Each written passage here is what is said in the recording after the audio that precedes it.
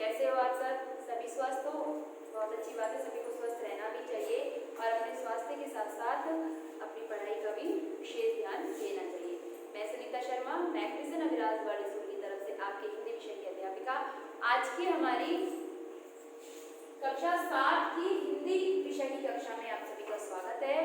आज हम पाठ क्रमांक 2 जिसका नाम है मिठाई वाला पढ़ने वाले हैं। इसके अंतर्गत क्या क्या दिया गया है, मिठाई वाला कैसा प्रतीत होता है और वो अन्य किन किन व्यवसायों को करता है, इसके विषय में हम पढ़ेंगे। उससे पहले हम पाठ से संबंधित कुछ बातें हैं उनका अध्ययन कर लेते हैं, जिसमें शब्दकोश, लेखक का नाम और छात्र उद्देश्य।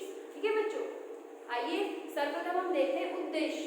उद्देश्य है छात्र पाठ के अंतर्गत अर्थात आप लोग पाठ के अंतर्गत आए हुए तथ्यों और घटनाओं को समझकर अर्थ ग्रहण कर सकेंगे।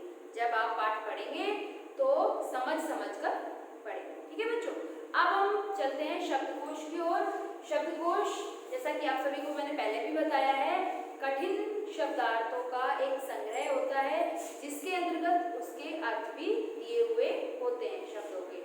तो आज वो पढ़ने जा रहे हैं। देखिए, अस्थिर। अस्थिर का अर्थ होता है चंचल। स्नेहाभिषिक्त। स्नेहाभिषिक्त का अर्थ होता है प्रेम में भीगे।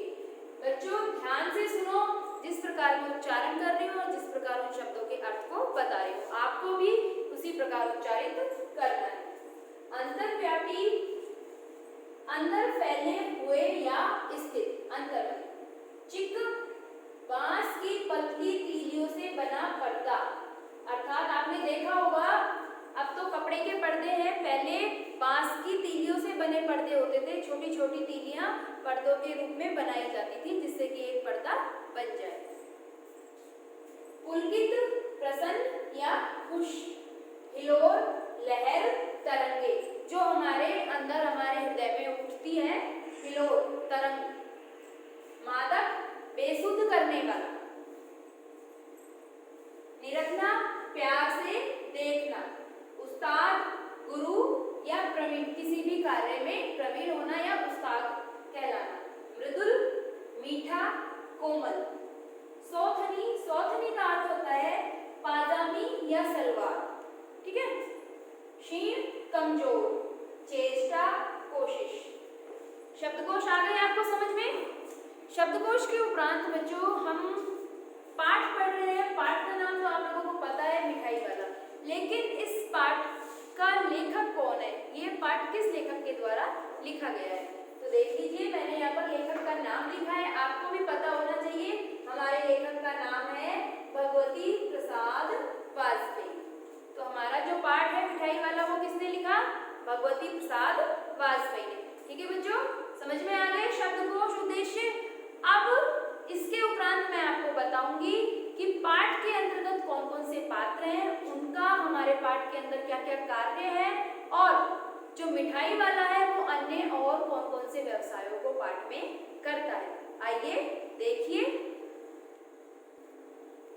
देखिए बच्चों, मैंने यहाँ पर लिखा है पाठ से संबंधित और भी जो बातें हैं उनको, जिनका भी हमें ज्ञान होना जरूरी है। देखिए, पाठ के प्रमुख पात्र, कि पाठ जब हम पढ़ेंगे तो उनमें कौन कौन से ऐसे पात्र हैं जो अपना प्रसंग है, अपनी बातचीत को प्रस्तुत कर रहे हैं। सबसे पहले तो मिठाई वाला। मिठाई वाला पाठ का नाम है और उसके इर्द गिर्द ही, उसके चारों ओर ही हमारी कहानी है जो वो घूम रही है। ठीक है। फिर राय विजय बहादुर। राय विजय बहादुर एक नामी ग्रामी व्यक्ति है, उनका अच्छा कारोबार है। रोहिणी राय विजय बहादुर की पत्नी है। फिर आते हैं चुनु मुनु। चुनु मुनु राय विजय बहादुर और रोहिणी के बच्चे हैं। और 5वें क्रम में आती है दादी। दादी चुनु मुनु की दादी है और राय विजय बहादुर की माता जी है। ठीक है बच्चों, अब हमारा जो ये पाठ है या हमारी जो ये कहानी है वो कितने अंकों में विभाजित है, कि एक के बाद एक हम कितने अंक को पढ़ने वाले हैं, कितने अंकों को जानने वाले हैं। 4 अंक है बच्चों, जिसके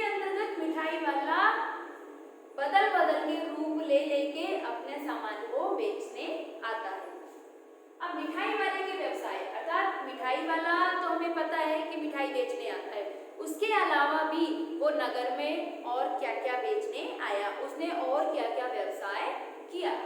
देखिए सबसे पहले जो प्रथम अंक आता है उसमें मिठाई वाला खिलौने वाले का रूप धारण करके बहुत सारे खिलौने लेकर आता है ना, खिलौने बेचने के लिए।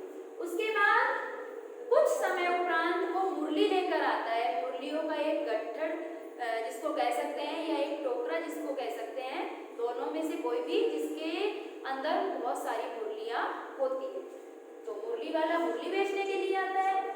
फिर सबसे अंत में मिठाई वाला मिठाई बेचने के लिए आता है।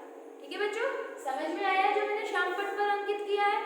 अब हम चलते हैं अपने पाठ की ओर कि हमारे पाठ में क्या क्या है या मिठाई वाले ने कौन कौन से मुख्य पात्रों का किरदार को निभाया है। आइए बहुत ही मीठे स्वर में कहानी की मैं शुरुआत कर रही हूँ और एक कहानी के तौर पर ही आपको बताऊंगी, जिससे आपको ये पाठ जल्दी समझ में आ जाए। फिर आप ये पाठ पढ़ के देखना और फिर दोनों में तुलना करना कि कहानी में जो बताया गया है वो हमारे पाठ में है या नहीं। ठीक है, तो मीठे स्वर में, बहुत ही मीठे स्वर में जो खिलौने वाला है वो गलियों में आवाज लगाता है, खिलौने ले लो, रंग बिरंगे खिलौने ले लो, गा गा कर बहुत जोर जोर से वो गलियों में शोर मचाता हुआ घूम रहा है। जहाँ तहाँ उसकी आवाजें बच्चों के कानों में पड़ती है या घर में बैठी औरतों के कानों में पड़ती है। तो सब क्या होते हैं, बच्चे सारे इकट्ठा हो जाते हैं, जहाँ भी खेल रहे होते हैं, उद्यान में, बगीचे में या अपने घरों के नीचे, वो सारे आकर उस खिलौने वाले के पास जमा हो जाते हैं। ठीक है बच्चों, उसके उपरांत जो घर की औरतें हैं वो भी अपने बच्चों को लेकर घर के मुख्य दरवाजे के बाहर या छज्जे के ऊपर खड़ी हो जाती हैं और पर्दे की ओर से उस खिलौने वाले को देखती रहती है। जब बच्चे नटखट होते हैं, शैतान होते हैं, तो खिलौने वाले के इर्द गिर्द जब इकट्ठा हो जाते हैं तो खिलौने वाला बहुत खुश होता है। ठीक है, बहुत खुश होता है। और बच्चे जब छोटे छोटे मुख से बहुत प्यारी प्यारी बातें बोलते हैं, ये कितने का है, इंच का दाम कितना कितना है और इंच का कितना है, ऐसे तुतला के बोलते हैं ना छोटे बच्चे, तो ये ही सारी घटना खिलौने वाले के सामने प्रस्तुत होती है। और उन सब की मुख मुद्रा को देखकर और उन सब की बातों को सुनकर खिलौने वाला बहुत प्रसन्न होता है। अब चुन्नू मुन्नू जो राय बहादुर और रोहिणी के बच्चे हैं वो भी खिलौने वाले के पास जाते हैं।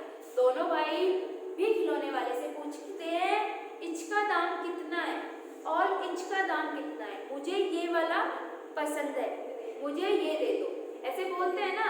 और सभी बोलते हैं, जो बच्चे छोटे होते हैं तुतलाकर बोलते हैं अपनी मीठी मीठी प्यारी प्यारी आवाज में। खिलौने वाला कहता है ये 2 पैसे का है, तो वो कहते हैं कि हमें दे दो।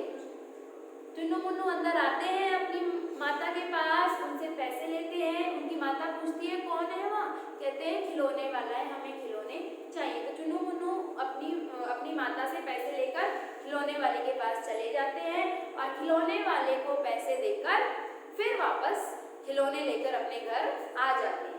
अब चुन्नू मुन्नू की माता कौन थी बच्चों, रोहिणी। रोहिणी बच्चों से पूछती है कि कितने पैसे के लाए ये खिलौने, क्या कीमत है इन खिलौनों की। तो क्या होता है, तो वो बच्चे बताते हैं 2 पैसे, 2 पैसे की। तो रोहिणी के मन मस्तिष्क में एक बात घूमती है कि इतने सस्ते खिलौने, इतने सस्ते खिलौने खिलौने वाला कैसे दे गया। यहाँ तक आपको बात समझ में आई बच्चों। वो बात उसके मन मस्तिष्क में घूमती रहती है, उसकी प्यारी आवाज भी रोहिणी के मन मस्तिष्क में घूमती रहती है। बच्चों यहाँ हमारा जो पहला अंक है वो समाप्ति की कगार पर है और फिर दोनों बच्चे खेलने लग जाते हैं और उन बातों को भूल जाते हैं अपने खिलौनों के साथ। बच्चों पहला अंक समाप्त हुआ। पहले अंक में विजय बहादुर का भी मुख्य किरदार है। विजय बहादुर से क्या क्या बातें हुई वो सुनिए। ये तो हुई चुन्नू मुन्नू और रोहिणी की। शुरुआत में जब खिलौने वाला आता है, बच्चे तो उसके सामने चारों ओर होते ही हैं, लेकिन रोहिणी क्या होती है, घर के अंदर से बोलती है विजय बहादुर को कि देखिए कोई खिलौने वाला बाहर है, उससे पूछिए कितने के खिलौने दे रहा है। तो विजय बहादुर आते हैं अखबार पढ़ते हुए, अखबार हाथ में लेते हुए, और कहते हैं भाई कितने के दिए खिलौने। तो वो कहता है बाबूजी आपसे ज़्यादा पैसे नहीं लूँगा, है तो 4 पैसे के, पर मैं आपको 2 पैसे में दे दूँगा। होता है ना ऐसे कि है तो 10 के, हम आपको 5 में दे देंगे। कई खिलौने वाले अपनी मधुर आवाज़ में अपने ग्राहक को लुभाने के लिए ऐसा बोलते हैं। फिर विजय बहादुर क्या होते हैं, उनको कहते हैं नहीं नहीं इतने का ही होगा, आप तो हम पर एहसान कर रहे हो कि हमें कुछ कम करके दे रहे हो, आपको तो इससे कम में ही पड़ता होगा, आप तो हम पर एहसान कर रहे हो कि हमको कम में दे दो। तो ये बातें भी हमारे प्रथम अंक में आती है और विजय बहादुर खिलौने वाले को वहाँ पर बैठा देता है। और फिर चुन्नू मुन्नू का प्रसंग और रोहिणी का प्रसंग मैंने आप लोगों को बता ही दिया है कि पहले अंक में क्या हुआ। अब बच्चों हम शुरू कर रहे हैं अपना दूसरा अंक। दूसरे अंक में कुछ समय बाद उपरांत अर्थात 6 महीने बाद फिर वही मधुर आवाज सुनाई देती है। नगर भर में 2-4 दिनों से एक आदमी घूम रहा है। क्या बेच रहा है वो? अब एक मुरली वाले की ध्वनि, मधुर ध्वनि, मुरली की भी और मुरली वाले की भी। कहते हैं ना कोई सामान को बेचने के लिए सब आवाज लगाते हैं अपने सामान को, जो सामान को बेच रहा है। अगर कोई खिलौने बेच रहा है तो खिलौने के लिए आवाज लगाएगा, कोई मुरली बेच रहा है तो मुरली के लिए आवाज लगाएगा। तो वो गली गली फिर घूमता है, मधुर आवाज, मेरी मुरली मधुर आवाज वाली है, इसको ले लो, इतने में ले लो, बहुत अच्छी है, सबके मन को भाने वाली है, ऐसी आवाजें वो निकाल रहा था। अब रोहिणी कमरे में बैठी बैठी उसकी भी आवाजों को सुन रही थी। फिर क्या होता है कि वो पूरे नगर में गली गली घूमता है, जहां तहां बच्चे होते हैं, खेल रहे होते हैं, कुछ कार्य को कर रहे होते हैं या घर में होते हैं, तो सभी बाहर आकर उस मुरली वाले के पास एकत्रित हो जाते हैं। तो बच्चों अब फिर वही मनमोहक मुस्कान मुरली वाले को अच्छी लगती है। रोहिणी फिर उस मुरली वाले के विषय में सोचती है कि ऐसी आवाज तो मैंने पहले भी सुनी थी।